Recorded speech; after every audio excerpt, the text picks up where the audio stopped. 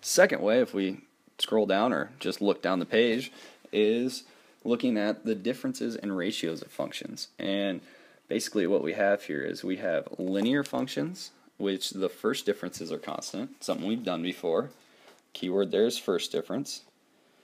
Exponential functions, when we have a common ratio, so that means we multiply. On the first one we add or subtract.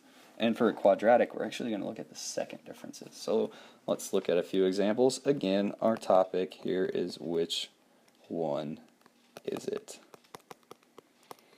This time we're given an XY chart. So let's make a little XY chart for the first one here, A. So A, on our XY chart, we're going to have -3, -2, -1, 0, and 1. And for Y, we're going to have 11, 8, 5, 2, and -1. Remember, those are points. -3, 11. Another point would be -2, 8. So now let's, oh my goodness, I just deleted that. How do I bring that back up? Yikes. I cannot. There we go. I'll make that XY chart again. Sorry about that. XY, -3, -2, -1, 0, and 1. Y, 11, 8, 5, 2, and -1. Okay, now we got that. Now we're going to look at the differences. So what do we do from -3 to -2? We add 1. -2 to -1, we add 1. -1 to 0, we add 1. 0 to 1, we add 1. What about with these? What do we do?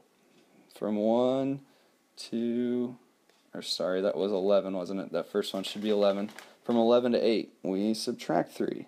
8 to 5, we subtract 3. 5 to 2, we subtract 3. 2 to -1, subtract 3. Notice those are the same. That would be the first difference. All the same, so that means this one is linear. Linear. Let's do another one now. Let's look at B. Example B.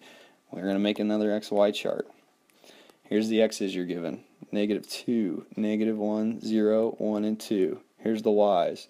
1, 2, 4, 8, and 16. Well, let's look at those first differences. Up top, we're adding 1 again. It's the same numbers as the last one. Add 1 each time.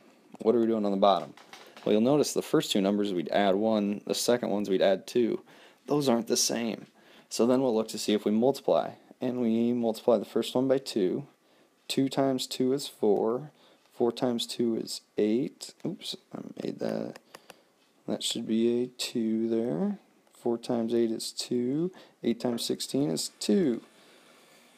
8 times 2 is 16. So we multiply by 2 on each of those. And since we multiply, we know we have a common ratio, which means it is exponential. So the answer for the part B there is exponential. Then let's look at one more here, C. How do we figure this one out? Alright, let's make an XY chart. Boom, boom. I'll just write that right up here. X values, once again, -2, -1, 0, 1, and 2. Nothing changed. But for the Y values, we have -1, -2, -1, 2, and 7. So again, we know since the top ones are the same, we add 1 each time. No big deal. But if we look at the bottoms, we don't add the same number each time. The first time we add 1, then we actually subtract 1, and then we add 1, then we add 3 to go from -1 to 2, and to go from 2 to 7, we add 5, so we're adding a different number. So we look to see, can we multiply? No, we can't take the same number and multiply each time. So what we do here is we look at the second difference. And the second difference would be between these two numbers. So from -1 to 1, we add 3. From we add 2.